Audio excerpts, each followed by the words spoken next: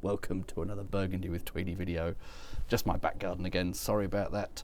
More Nuits Saint-Georges, and this is a producer that is definitely familiar to me. Ambroise, Bertrand Ambroise. It's a 2017 vintage, and this is another wine from Lay and Wheeler. Ambroise, I think, are an organic producer. There is a bit of blurb on the back in English, but I don't think it tells us very much about this particular wine. It's just generic blurb for the domain. Nice crest, coat of arms, kind of, you can see that kind of moulded into the glass there.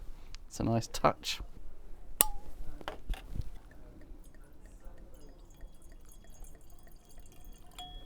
What do we call it, that ruby-ish kind of colour?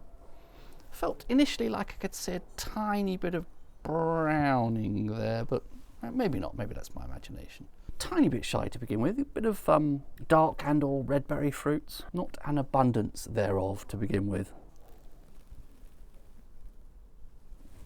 Bit more fruit character on the palate, but not huge on the acidity actually, that's a surprise. Would expect a 2017 to be a little bit more fresh and elegant, and this is sort of dry without being particularly acidic.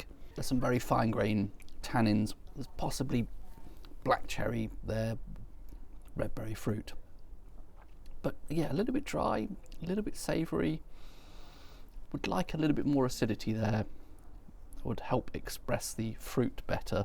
Maybe this is one of those ones that needs a bit of airing before it starts to wake up. But at the moment, all a little bit flat and underwhelming, if I'm honest. I'll come back to it later.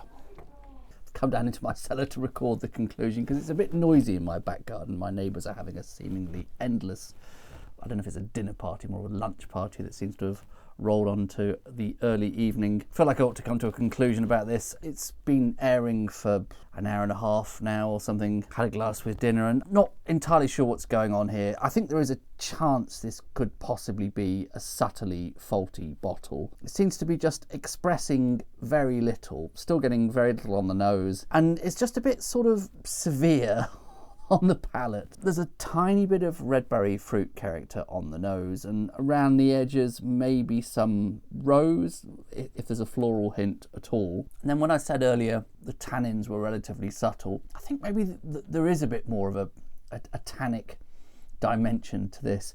It's a bit abrasive. The mouthfeel of this is a little bit abrasive, and I certainly would not describe this as silky. That's putting me off a little bit as well. I think the whole thing lacks elegance. What I want in Nuits Saint-Georges, I always say this, possibly biased by the fact that I was introduced to Nuits Saint-Georges via Gavinier, very fruit expressive wines, very fruit forward wines, and that's what I look for, I suppose, now in Nuits Saint-Georges is fruit expression, and there's just very little of that here.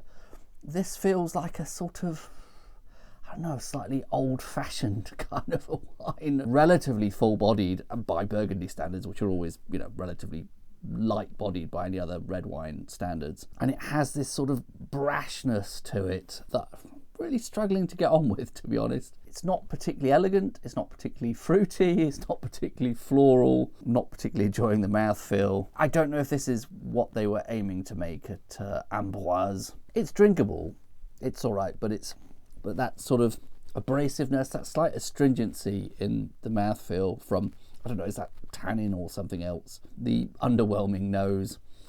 I'm not sure I will be buying this again. I mean, one final thought, I do wonder, will there be a time when at least some 2017s start to get past their best? You would hope this is far too soon. But the fact that 2017 was described often as a forward vintage, it came to maturity much quicker than its predecessor and successor in terms of, you know, if you compare it to 2016 and 2018, it was considered drinkable at a much earlier stage. Perhaps that means that its drinking window will also finish earlier, I don't know. Certainly not the case in the 2017 Gevrey Chambertin I had yesterday, but perhaps this is already going into early retirement, I don't know. Bit of a disappointment, but there you go. Cheers.